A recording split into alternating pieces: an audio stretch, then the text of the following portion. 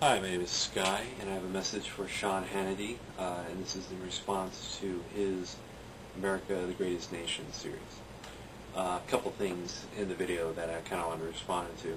Quote, "These people of divergent cultures and backgrounds that continue to transform this nation," end quote. The thing is, but people are becoming anxious about that population change. Some groups are even fearing their political loss. And incidentally, after watching John Adams on HBO, whatever happened to all the Quaker businessmen of the Revolution? Quote, "A nation that is more often criticized than praised," end quote. And what is wrong with criticism? Without criticism, you would not have improvement. In Stalinist Russia, to criticize was to be shot. And as a result, they got to the point of Mikhail Gorbachev coming into office, and Russia was basically having to steal technological ideas from the U.S. just to keep up, and even then they were way behind. They created a situation where criticism, where divergent opinions could not lead to basically progress, and they realized that, and that's something else in China as well. But you need criticism. You want people to say, why can't you do this better? Why can't this be better? And essentially that is what has happened in the United States, because you have what is the birth of the nation in 1776 to what you have today, and I'm sure a lot of people would say we like what has happened up to this point, and so why not continue that change, continue that progress? Let's see.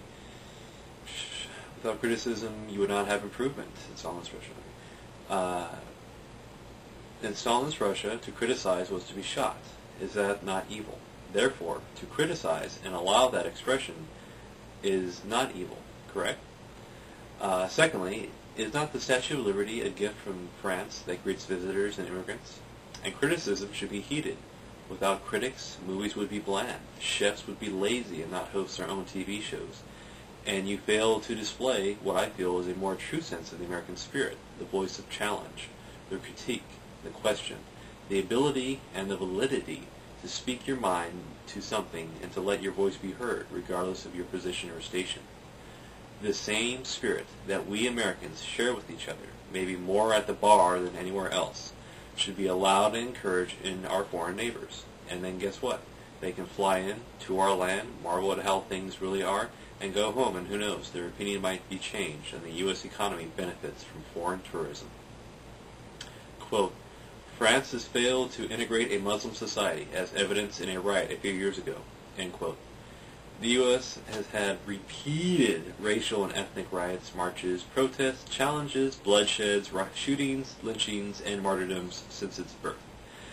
And I bet to this day, some American of some background or belief or disposition is being hassled by another American because of that.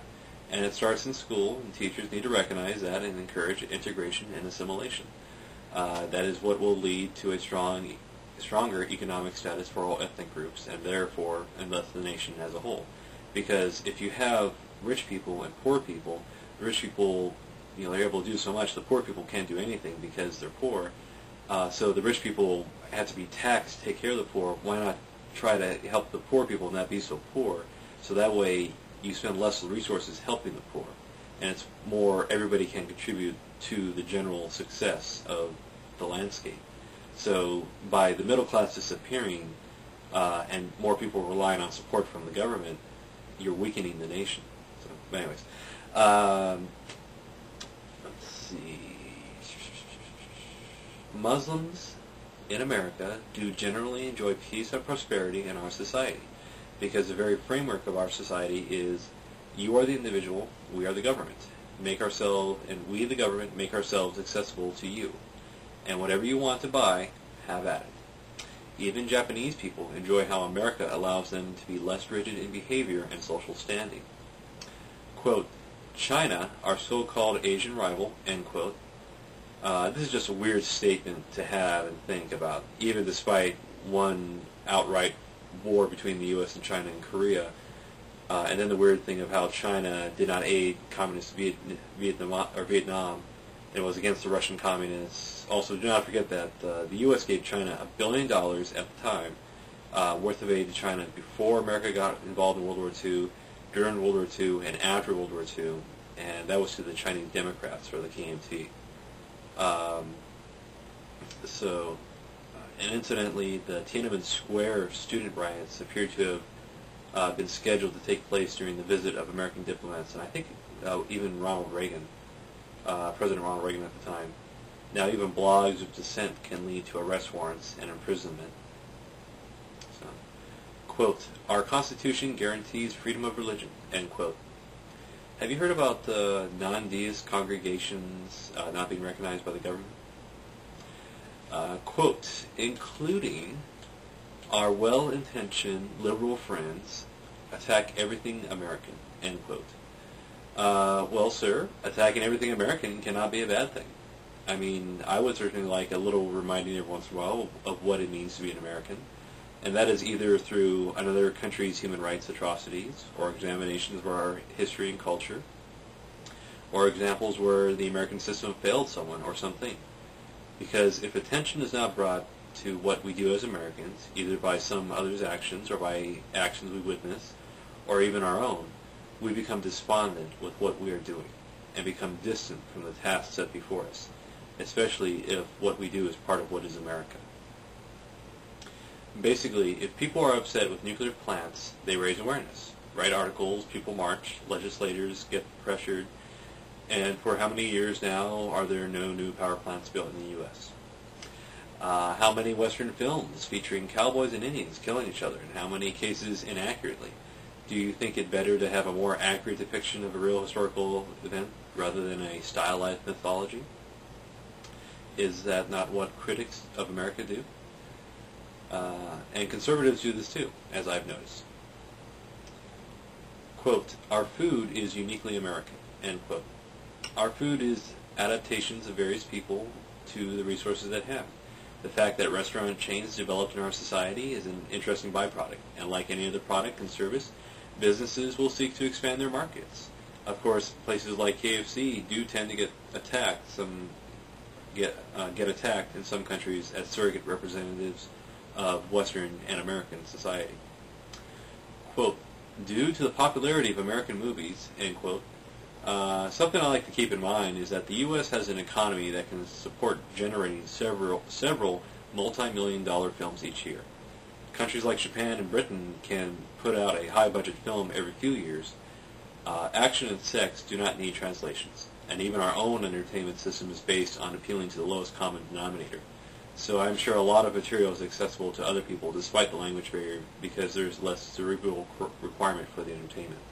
You know, you don't need to think when you're watching like, oh wow, the good guys and the bad guys are duking it out. Quote, "Every day in local theaters, people in Europe, Asia, to Africa can virtually experience bits and pieces of our diverse culture," end quote. I found it funny how one of the screenshots was from a Muslim country where there were no women in line. But you can also experience American culture by living on a U.S. military base. It has all the facets of American life in terms of market, entertainments, and even the structure of society. Quote, "The top 5 movies are all American-made," end quote, because how much of the rest of the world has had extra spending cash and time to waste going to a movie theater that has not been bombed? Quote, "When it comes to popular music, again, American artists dominate the charts," end quote. Doesn't Madonna purposely gear her music to be more accessible to a broader audience? I mean, she's living in England. She's going to listen to music there, and thus her music becomes changed as a result. So you start hearing her music more in clubs, especially because like I live on the border. You go to the Mexican clubs and you hear more American, like Madonna and some other musical artists. Whereas you hear those artists kind of less in the United States, and it's because there's more of a broader appeal with the music they make. Let's see, and then there is certain music, especially when you check out the MTV European Music Awards, that seems to make it across a broad spectrum, and certain artists which seem to turn up over and over. Baseball growing in popularity?